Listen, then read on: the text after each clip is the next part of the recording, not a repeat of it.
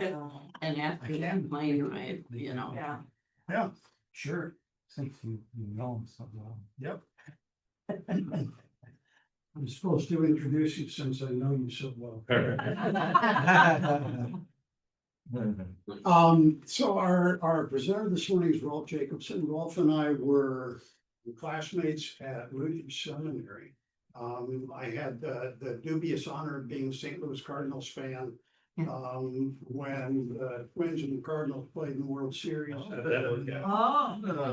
We had the good fortune of getting a keg up to the top story of our dormitory, so I was able to deal with their loss. And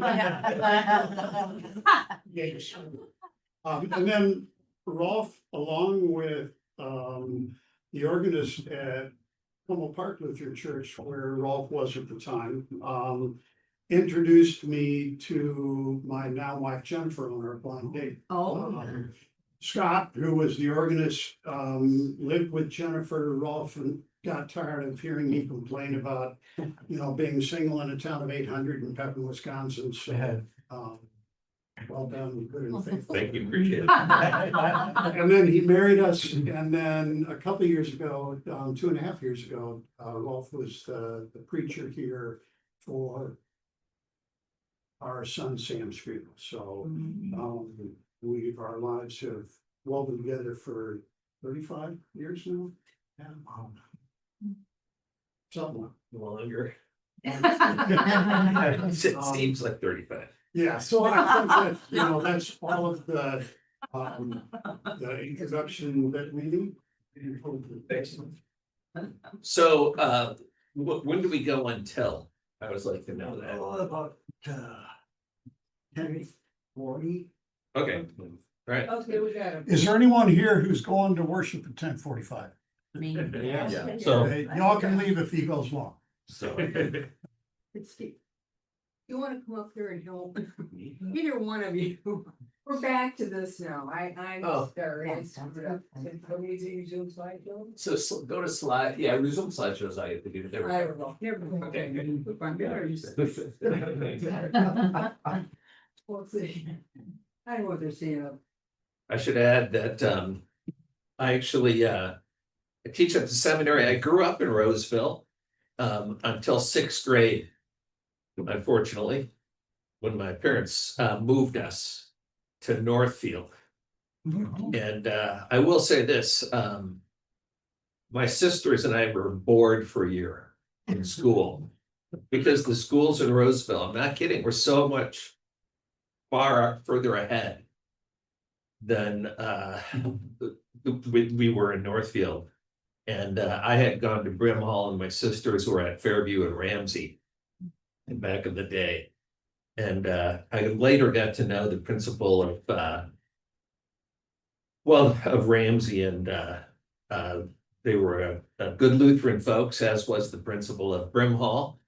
And I don't know who the principal of Fairview was. So this is a really, I'm open to your questions more than what I have to say. So I want to talk about the narrative lectionary. That's what I was asked to talk about, especially for the narrative lectionary this year. How many years has Prince of Peace used narrative lectionary in the past? Yeah. I think so. So you know what it is, but I want to just tell a little bit of about why we developed it and how we developed it, which was completely by accident. We didn't sit down to develop it. So I worked with a New Testament teacher named Craig Kester, and Craig taught had developed quite a few years after Steve and I graduated. He developed a course called Genesis to Revelation, which he started in the fellowship hall at St. Anthony Park Lutheran on Sunday mornings.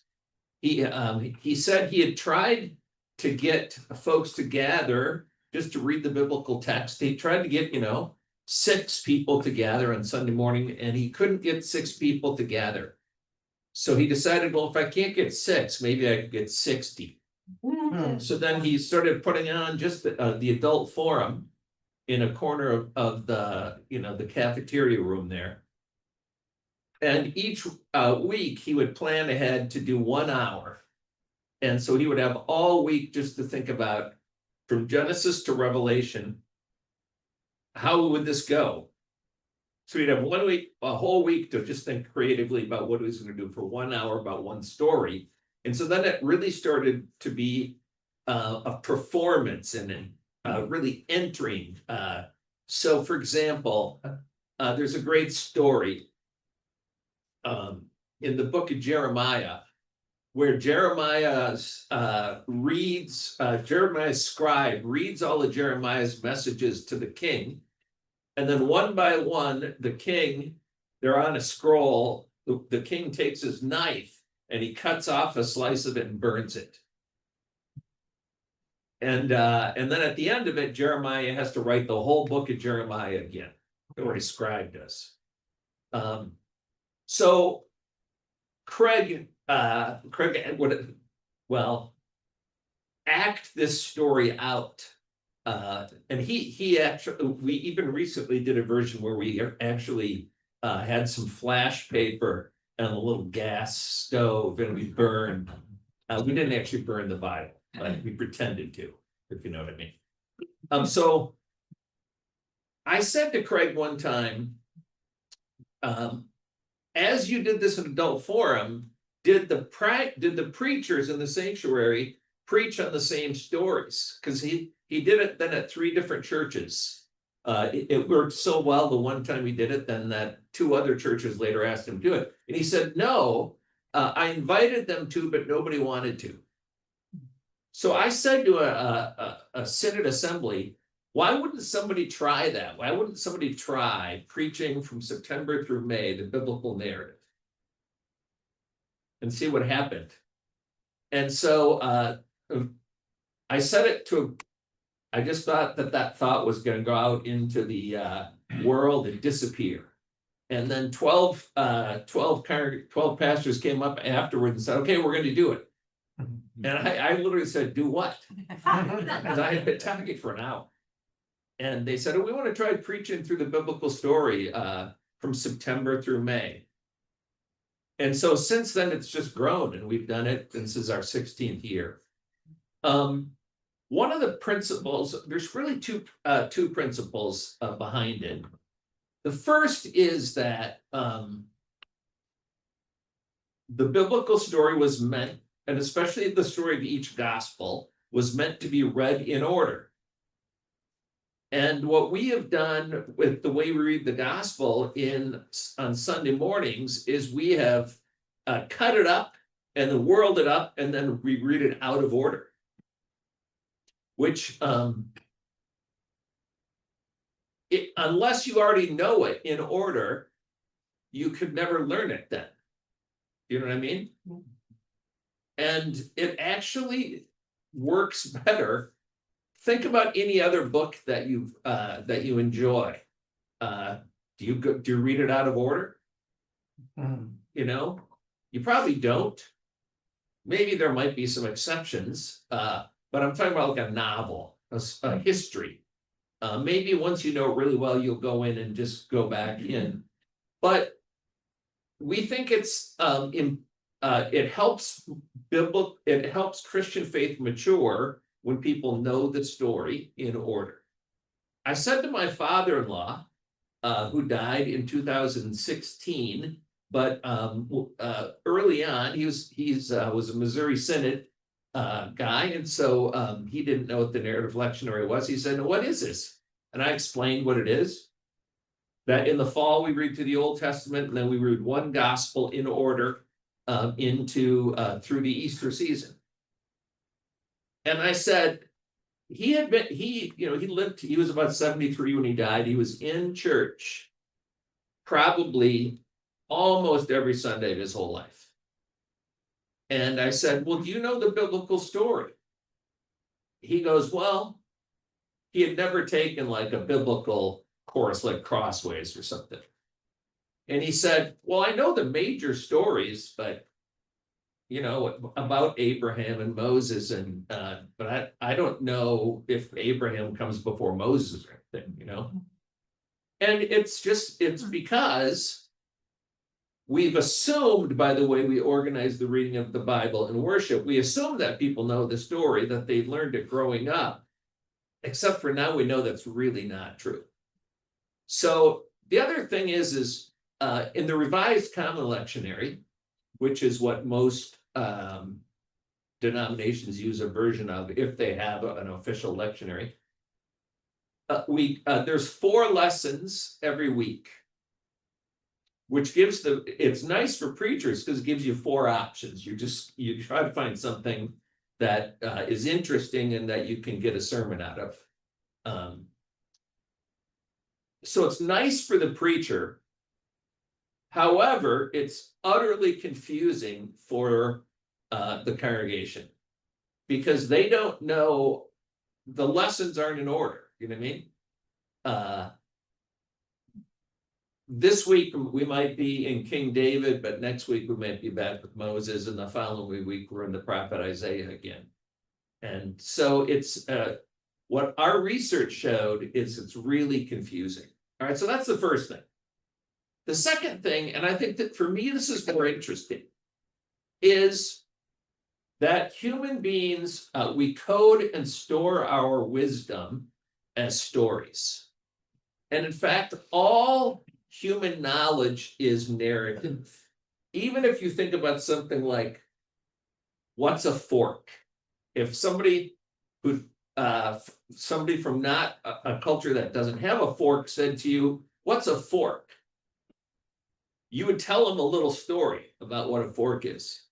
A fork is a utensil, and it's usually got either 3 or 4 tines on the end, and then you use it to eat certain kind of food that you can stab and put in your mouth. You know what I mean, right? But so notice that that's a story. All human knowledge is a story. What a cafe is, you tell somebody what a cafe is, and you tell them the story. You go in, and you sit down, and okay, I'm looking around the room here, and I'm thinking most of you are at least my age. So, do you have these conversations where you're sitting around with your friends or your family, and somebody tells a story, and it reminds you of 2 stories, right? And then you tell those stories, and now that person has 4. Does this happen to you? Yeah. Oh, yeah. And the reason for that is that a story is full of tags.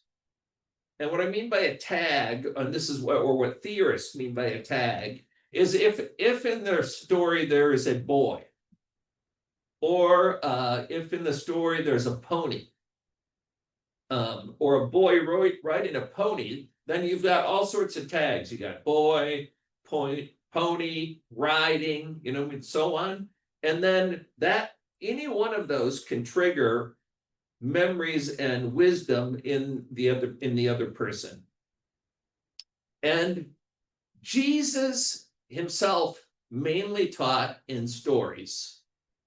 And those stories are so powerful because they're full of these tags for us that then draw us in. And as I did my research on how stories work, I was really haunted by one line. And it said, the more work your story requires from an audience, the more effective it will be. Because it was sort of everything about preaching that I had to now unlearn. Because normally what they do is Jesus tells the story, right? And then the pastor gets up there and explains it for 12 minutes. But what if Jesus' story is more effective if we don't explain it? Because he never did. You know what I mean? It's almost like all the preaching I'd ever done, I need to throw away. Or at least the preaching that explains things. So, if that's true, if we code wisdom in stories and our stories are more effective if they're in order, then the challenge is, let's read the Bible in order. And let's simplify it. Instead of having 4 choices, let's have one story per week. Last bit of research. We also found out we had a grant, and part of the grant was to find out what makes for effective preaching. And we had congregations across the United States trying things, experimenting. We had a group, by the way, that did biblical study, biblical literacy, and we had another that did biblical preaching. And Zumbro Lutheran in Rochester was one of the ones that did the biblical preaching. So they tried lots of experiments, and then they gathered data. And there's only one thing they found that moved the needle in terms of the effectiveness of preaching. It was if you could get people to read the story ahead of time. The text, I should say, not necessarily the story. So whatever text, that meant the preachers had to decide what they're going to preach on in the Revised Common Lectionary more than a week ahead of time. So we've taken that difficulty away. In the Narrative Lectionary, you know what you're going to preach on, what stories, and the lay people do too, so they can read it. And then they'll get more out of the sermon if they read it ahead of time, or if we do, I should say, if we read it. And so things like just printing the text for next week in the bulletin, or having it read on a podcast or something, and then asking a simple question about it so people can get their heads into it. Yeah, that's what we're doing. So I've been part of churches that have been a part of Narrative Lectionary for about 16 of the 17 years we've been doing it. And I want to tell you the thing I learned the most about the effectiveness of the Narrative Lectionary, and I think it is effective. And that is, I thought sort of the power of the Narrative Lectionary, I'm an Old Testament teacher, was going to be, you do the whole sweep every year from Genesis through the story of Jesus and into the early church. And I actually discovered that the most powerful thing, and should not be a surprise, is one gospel in order every year. And so the heart of the Narrative Lectionary is the gospel. So this year it's the Gospel of John, and I want to talk a little bit about it with you today, and especially what's John. What we do when we choose the Old Testament, what Craig Hester and I did is we sat down, and in the fall there's about 16 Old Testament lessons. So that means that over the course of 4 years, there's about 64 stories. So we picked what we thought were the most crucial 64 stories that you could do in a sermon. A couple stories I wanted to do, Craig overruled me and said, no, we're not doing that one because it's too long and it doesn't preach very well. It's a great story for Bible study, but not for worship. So, and then we put them in the year that they made the most sense out of. And I'll give you an example. The Gospel of John starts, let me open it up. I've got John on my, I keep my Bible on my tab, on my iPad now. So here's how John starts.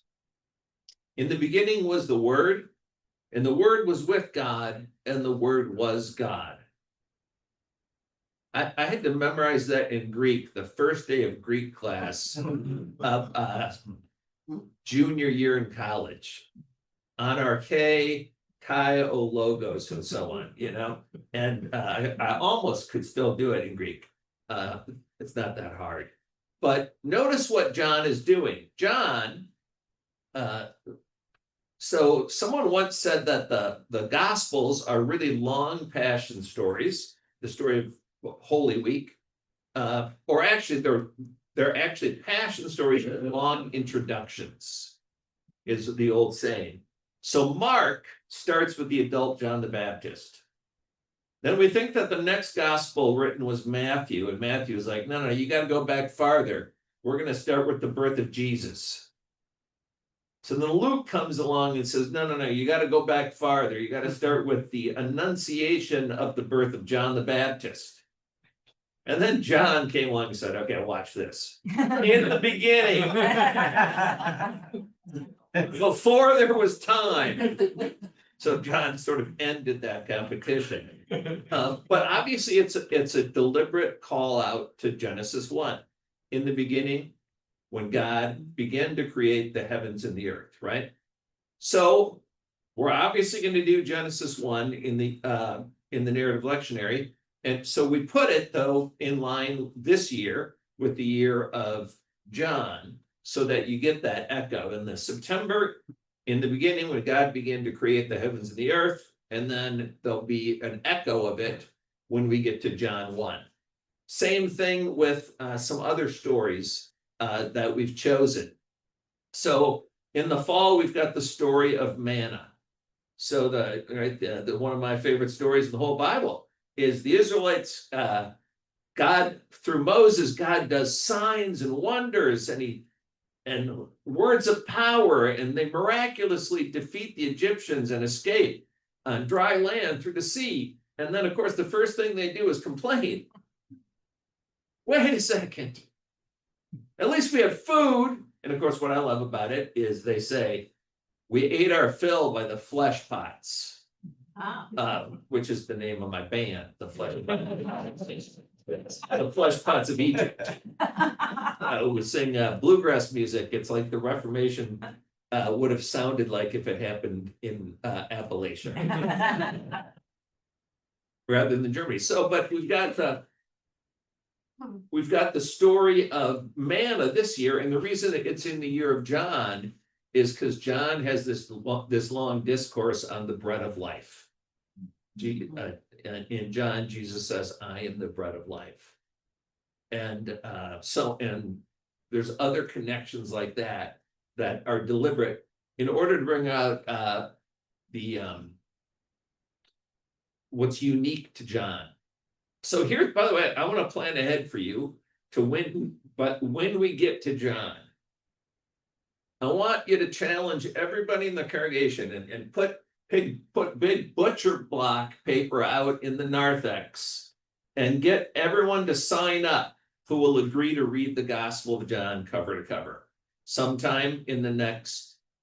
Almost everybody will do it. It's, first of all, if you come to church, we're going to read most of it for you. But to read the Gospel of John cover to cover, you can do it in one sitting. You can listen to it. There's lots of versions on YouTube and on Spotify and other things. Spotify. That's something your grandkids can teach you how to do. I actually don't even know, but you can, there's different places to listen to the Gospel of John if you want, and then just then at the end, when the Gospel of John's up, celebrate it and have I don't know, some special. I don't know, maybe you want to serve wine because Jesus turns the water into wine, or maybe it's bread from heaven. I don't know, but have some sort of thing. Hey, we did it, It's not that hard, but it's just a little step to help people grow in their faith. A couple other things about the Gospel of John. You probably know this, that the first three Gospels are called the Synoptics because they're very similar. And then you get to John, and it's like you're in a completely different world. First of all, Jesus never stops talking about himself. That's one of the things in John, because he's always going, I am the bread of life. I am the living water. If you had asked who it was, and so on, it's very interesting, these long discourses that are so symbolic. And so the Gospel of John has two halves. The first half is called the Book of Signs. In John, Jesus does not do miracles. He does signs. And so the miracles are are called forth by what they tell us about God's character. They're more important for that than they are as, for instance, signs of power, if that makes sense. And those signs, the first one is water into wine, and the last one is Lazarus is raised from the dead. And let me show you how we have this lined up. Push the, no, just push the Space bar. I was hoping I. and keep going. Keep going. Keep going. Keep going. One more. All right, so this is Epiphany. This is the season of Epiphany. And it turns out that Epiphany means to be revealed, that Jesus is revealed. And the first half of every gospel leads up to the moment of that revelation, which the church in its wisdom put on Transfiguration Sunday. So notice that the Synoptic Gospels, halfway through the Synoptic Gospels, is the story of the Transfiguration, right? Jesus is up on a mountain lit up like the Vegas Strip. And the disciples are like, we like this, right? And so what's interesting then is if you actually read the first half of each gospel in order in Epiphany, where it's meant to be, it really makes sense. Now, there is no transfiguration story as such in the Gospel of John, but instead it's the story of the man born blind. And so we do hit the major sort of signs that line up with the season of Epiphany. So rather than seeing Jesus as the light of the world, the Epiphany story, you get the man born blind who then sees. And he sees and he comes to have spiritual sight. So which is sort of the point of the story. All right, hit the next one. Then Lent. The way we've lined up Lent is really to okay, I can't tell if I'm supposed to be talking to the mic or not, sorry. This is, by the way, one of the things about PowerPoint that makes it so dreadful is that it's like being a math teacher in high school, which is you turn your face away from the class. Remember, like your math teacher was always looking over his shoulder at you while he's trying to write. I'm sure Steve was doing bad things.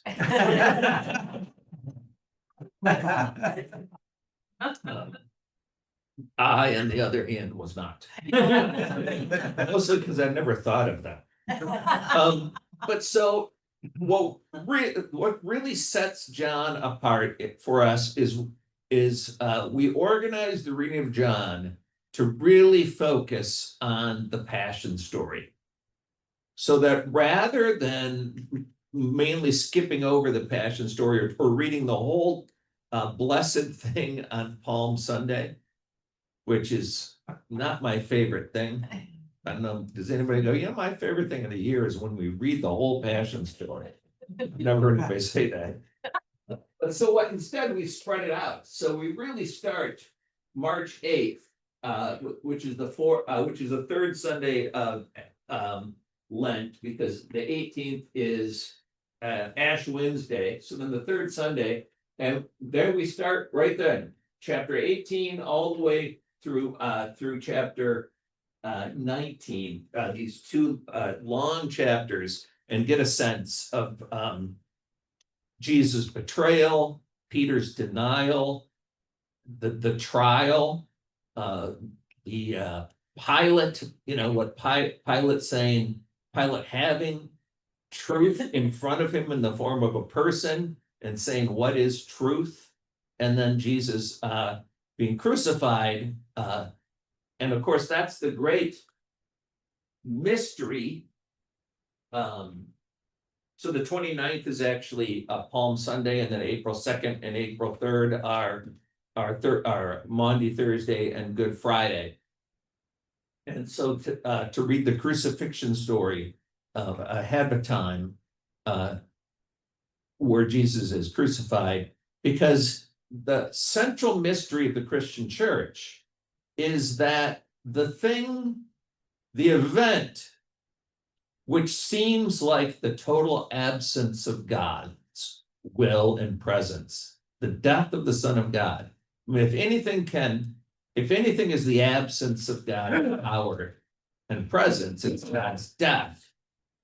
And paradoxically, something I think that Lutherans understand as well as any other tradition, the cross is at the same time the fullest revelation of God's power and what it is like and where God has promised to be present. God has promised to be present in our suffering. And the cross is not something that just happened once. And oh, gosh, I'm glad that's over. Now we don't have to talk about suffering anymore. Which is what I think some brands of Christianity turned the cross into. It was just about an atonement that had to happen. But rather, Lutherans have really said, no. Look, the cross is the pattern of how God shows up. That's what St. Paul is really trying to say at the start of 1 Corinthians. The cross is the pattern of what it looks like when God shows up. God shows up in suffering and transforms it into resurrection. So this is a year when we really take a breath, step back, and focus on the cross. Go ahead and hit the button, please. And then into the season of Easter. What we do is after the resurrection appearances of the first, we always do a part of the book of Acts. So we get some early church life as part of the ongoing story. And here, especially, we have the story of Paul's conversion. There's something I was going to say about that and how it connects to the Old Testament story, and I can't remember what that was at the moment. And then the book of Acts lines up, various parts of it line up as it tells about Paul's journeys. They line up then with the letters Paul wrote to the places. So Paul, it talks about Philippi and Paul and the disciples going to Philippi. And so what we then do is we've got part of the Philippians correspondence for 2 weeks. Philippians, well, actually for 3 weeks, Philippians 1 and 2, and then chapter 4 has parts about the Holy Spirit, so it lines up with the story of Pentecost. And then we are done with the narrative lectionary from here. Let me go back a couple. I'm gonna go back. So it's the reverse arrow. Yeah, so go back all the way. Keep going. Keep going. Now, so some people, this is good. Now we're already, what's the day? 21st? 21st. Yeah. Oh, by the way, are there any members of the Royal Order of 21sters here? You know what I'm talking about? Okay. No. Okay. This is a local newspaper columnist always finds it depressing to think that winter starts December 21st. When the days get longer, he said that should be spring.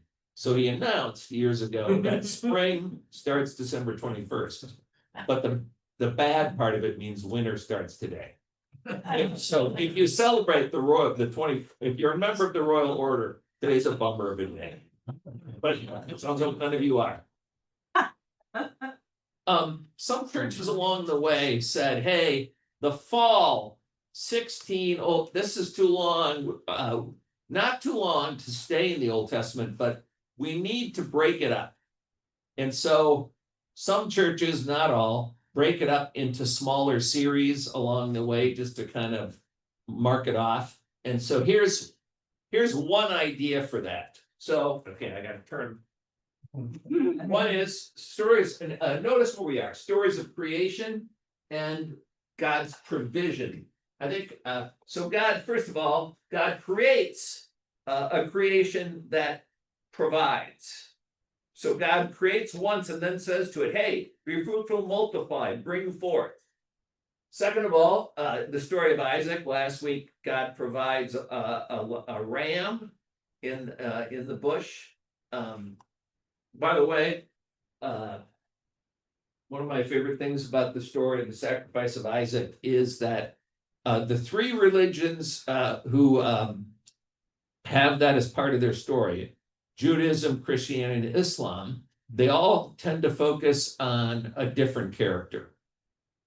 So Christianity tells the story, this is post-New Testament, early Christianity is fascinated with Isaac, the only begotten son who carries the wood to his own sacrificial death. Sound like anybody you've met? Islam later, 600 years later, Islam is a religion of submitting to God's will. The highest value in Islam is submission. Abraham submits. So Abraham, it's interesting, in Islam is the hero of the story, and in Judaism, it's God who provides. And the moral of the story, according to Genesis, is God will provide. So God provides the ram the ram in the place of Isaac, which worked out well for Isaac, but not for the ram. All right. Again, God provides God's name. So next week, I actually have a slide for this. I made a slide for every Sunday of the whole thing, and I'm like, I'm not going to use any of those. So this is really an interesting thing, and I will bring up that slide, I think, is when God provides God's name and what that means. And I think sometimes in the small catechism, Luther doesn't get it precisely right with certain commandments, but I actually think in terms of the name commandment, Luther gets it exactly right.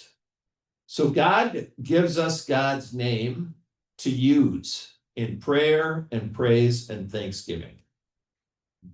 We should focus on the positive about the gift of the name rather than the negative. Don't use it, don't say it, don't curse, right? Don't.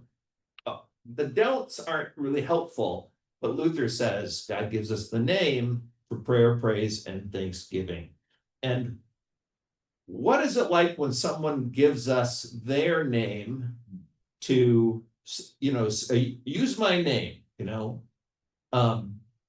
my son on Friday, my son thinks he wants to go into politics, not running for office, but working. And I'm like, I'm pretty sure you're going to discover that that's not the greatest. For all of you that work at the Capitol here, I'm sorry. I thought I wanted to go to politics until I got to know some of it. You know what I mean? And then I was like, I'd rather go to the ministry. But a family friend introduced Gunnar over lunch. My son's name is Gunnar, to some people that run a think tank, a political think tank. And at the end of it, then the person said, here's my card, let's talk about internships. Now that would not have happened if the other person hadn't invited Gunnar along for this lunch. You know what I mean? So this person, let's just say his name was Brad. Brad was giving Brad's name to Gunnar to use with this think tank now that Gunnar might have a chance for an internship with. It's that sort of thing that happens. When God gives us God's name, we take it for granted now, but what a powerful thing that is for God to have done for us, to provide us with God's name. And then, of course, providing manna. Now go to the next, hit it again. By the way, go ahead and interrupt. We're at 10:20. You must have better questions than I have things to talk about. So here might be another one. And these things can be tossed and turned, these mini series within the fall. But notice coming up, we have God calling some people. First of all, we have God calling the boy Samuel. in the temple at Shiloh, where the Ark of the Covenant was before they moved it to Jerusalem. That's a great story. Then we have the great story of that same Samuel. Now at the end of his life, he has to listen to God's word, and he has to anoint the call of David. So David is called, and we have this great story where Samuel looks at the first son, Abinadab, and says, wow, this has got to be the anointed of the Lord. He looks just like a king is supposed to look. And God says, no, it's not that one. And they go through all of Jesse's sons. And by the way, isn't it interesting how if you flip through the pages of American history, the presidents all look like the people at that time thought a leader was supposed to look like. So in the Gilded Age, you got all these big overweight guys with mustaches, and you can't tell them apart. After Ulysses Grant, I don't know who's who up until Roosevelt, because they all, Garfield and McKinley and Grover Cleveland. I do know he was elected twice. One or two. Anyway, you get the point is we tend to look with our eyes. We pick our leaders with our eyes. Even today, right now, because of what a leader is supposed to look like, it's very unlikely, somebody who looked like Grover Cleveland could get elected. Isn't that bad? We're not picking our leaders like God does by looking at their heart and their qualifications. It's their looks. And then one of David's PR people goes, oh, by the way, he was ruddy and good looking. That was clearly David's people adding that.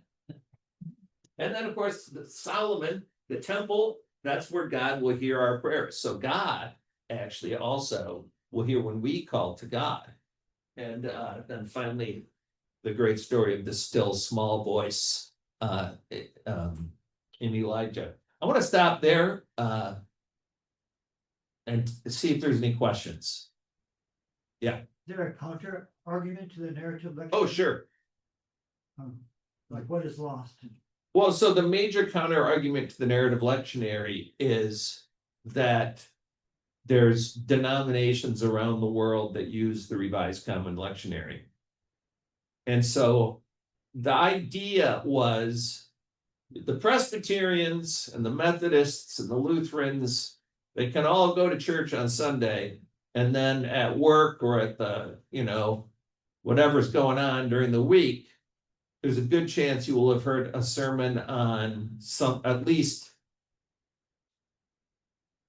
the gospel reading's the same.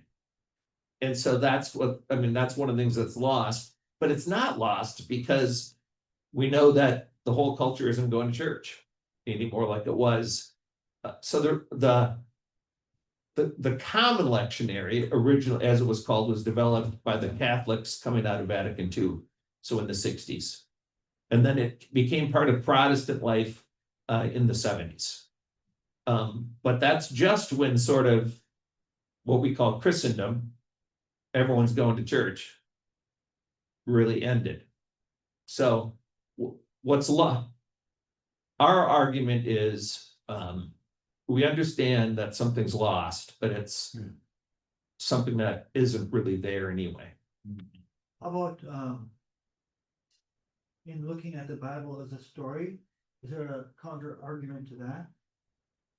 If we say that something just exists on its own, and we don't have to look at it in a context. So maybe how something is timeless before. Yeah, I think that I don't think that there's a solid argument to be made that it's a bad thing to understand something in its narrative order.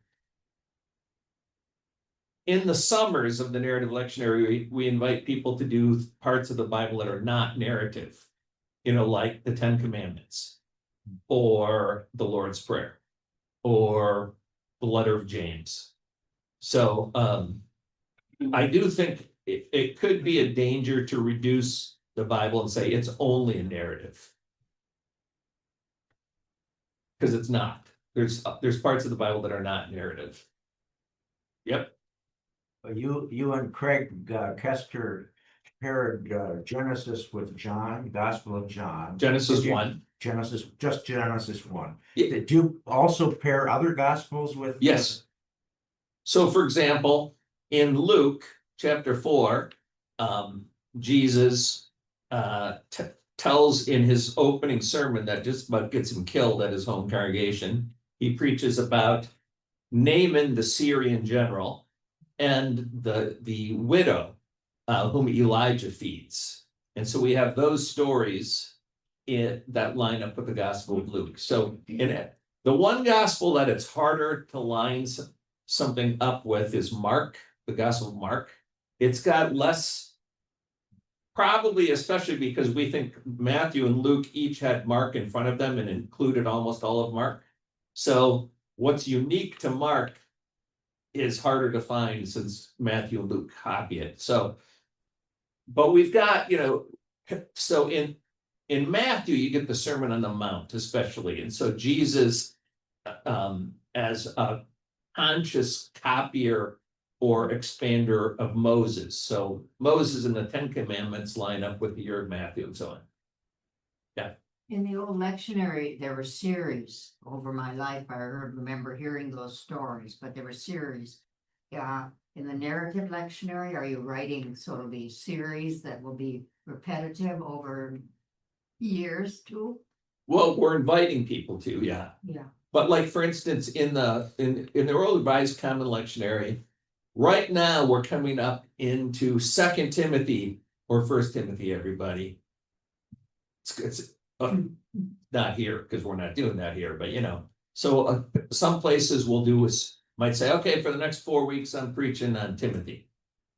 But that's just optional in there, yeah. Do Islam or Judaism have something comparable to the Narrative Lectionary? So I don't know how Islam works in terms of their worship. I think it's very different. It's really just a time of prayer. You know what I mean? More of a time of prayer. Although I don't know about Friday. But in Judaism, the only thing that is required is to read through the Torah once a year in worship. And so right about this time of year, by the way, we're coming up on Jewish New Year, Rosh Hashanah. And that's the year when they start over. That's the time when they start over the Torah in the synagogue. And so they break it, it's broken up into 52 readings, and they read them all the way through every year. The rest of Jewish scripture might never be read. Certain of the shorter books are read on the festivals. I don't know why, but the book of Jonah is read on the Day of Atonement. The book of Esther, I do know why, is read on Purim, thank you, and so on. But and by the way, so at the end of every book in the Torah, they quote Joshua at the start, and they say to the reader, "Be strong and courageous, keep going." And I think it's just because, like, okay, we're getting Leviticus, people. This is going to be a slog. So yeah. Go ahead, Scott. So you've been doing this for, you said 16 years. Yep. Or at least people have been able to. Yeah. For that long. I'm curious about the feedback that you're getting. Maybe I'll put it this way. What difference is it making to congregations to be doing this as opposed to doing Yeah. the lectionary? Well, I think we've been doing it about 7 years. Yep. I don't know. I don't have.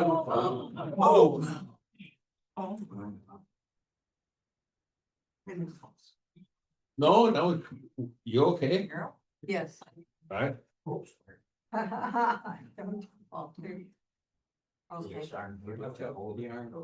Yeah, you can in this one. That's. You'll need some time to Yeah. cover there.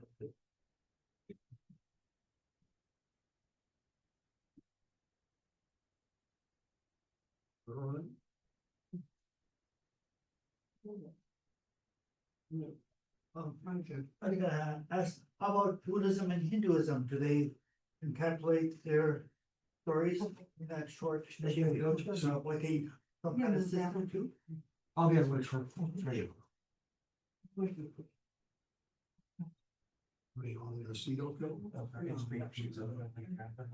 That's as close to having my preaching have somebody slain in the spirit as it's.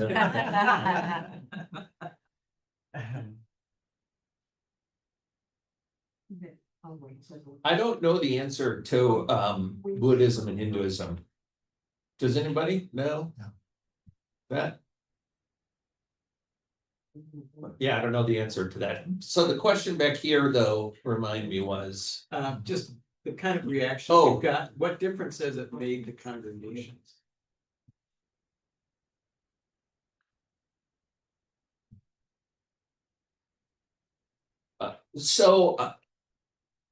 Most, early on, we tracked a little bit of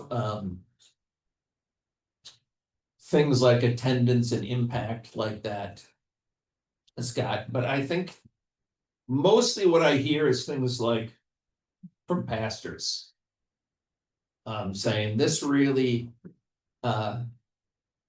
was a delightful change. Because I've been through the Revised Common Lectionary, which is a 3-year system. I've been through it 12 times. Now, that's not exactly our point, but our point wasn't to offer a refreshment, but that's been a consistent sort of feedback. And I have heard from some places like it's much more manageable to come in and get one story for me to focus on than it is to have 4 and I can't place them. Would you be, can I ask Yeah. this group the same question? Yeah. What, when you think about the lectionary and the use of it for the last so many years, how has it struck you? What difference does it made? Anybody Yeah. willing to? When we first did it, one of the appeals was the way to organize our intergenerational ministry Yeah. and do a better job of educating our children and youth. And I'm just wondering if other congregations have had that Yes. experience. I mean, so there are Sunday school and other curriculum that people have made to go along with it. And one hope is that there's actually a book called The Big Idea. And I'm sure there's probably more than one book called The Big Idea, but about that churches should have one idea per Sunday. So that then you can talk to your kids. Because if they take your kids to a different room and do an exercise with them, and we go to this room to have more common ground is a good thing. So that's the hope. Yeah. But Scott asked others, so I think a lot of folks aren't even aware there was a different lectionary, you know what I mean? I do. I think it makes much more sense to do it this way. And back in the older lectionary where you had all the different texts, rarely did it ever get pointed out to you why they were put together.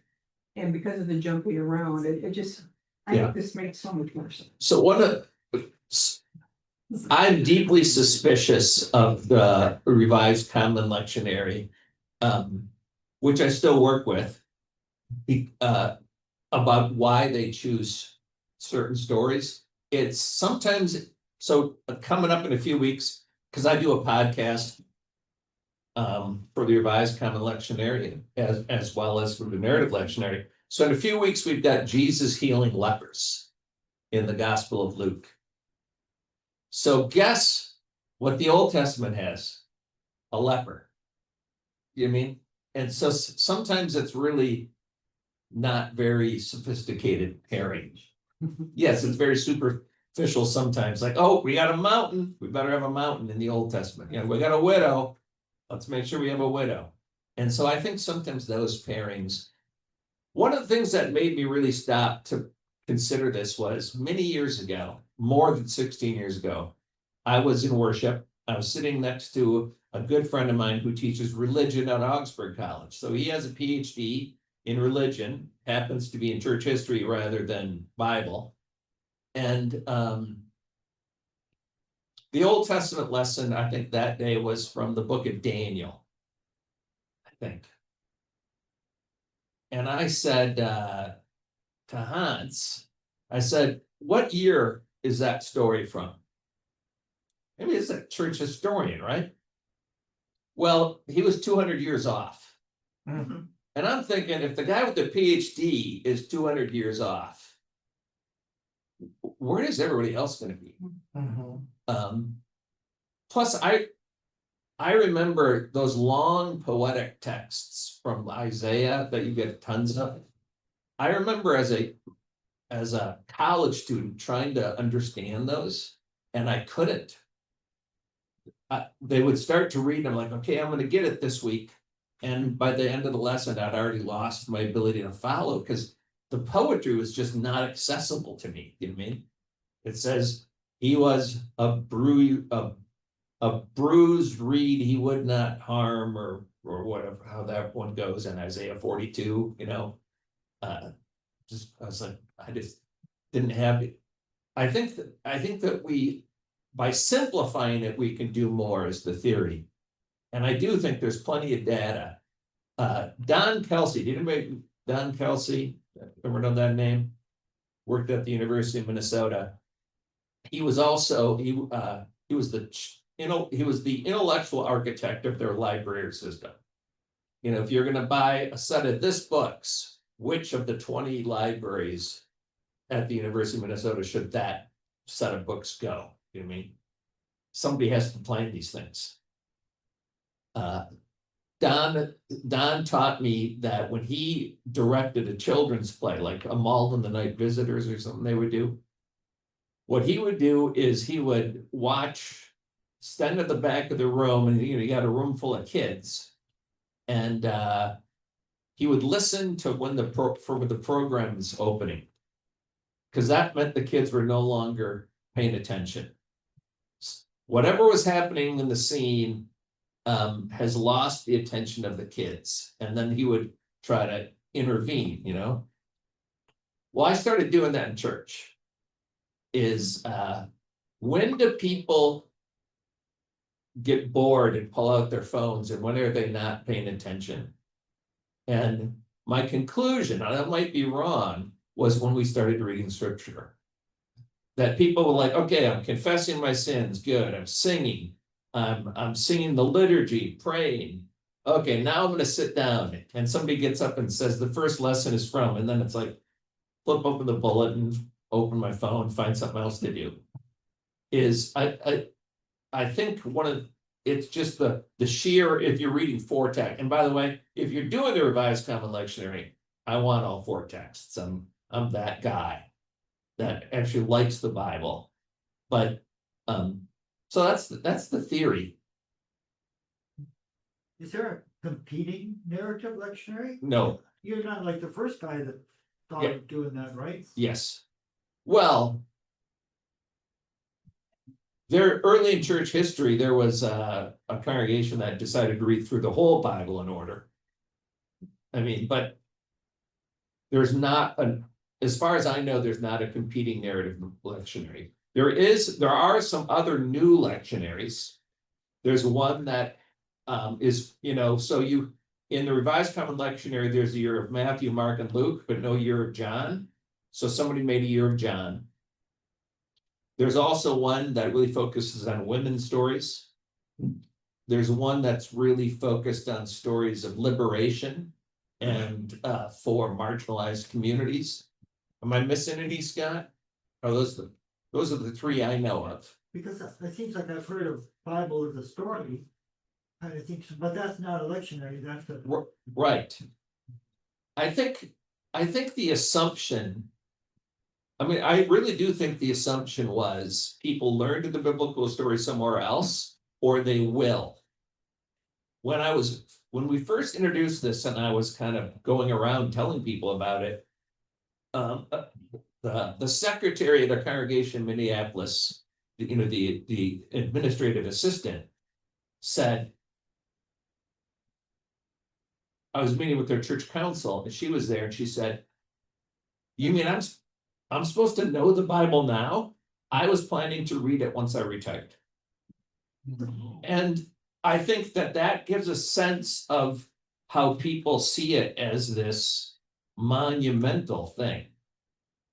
And I never recommend anybody, by the way, if they don't know the Bible, start with Genesis and start reading. I know that there are some read the Bible in a year programs that really work well for groups, but I would rather somebody start with the Gospel of John. All right, read the Gospel of John first. Now that we've read that, okay, what do you want to read next? Start with the story of Jesus.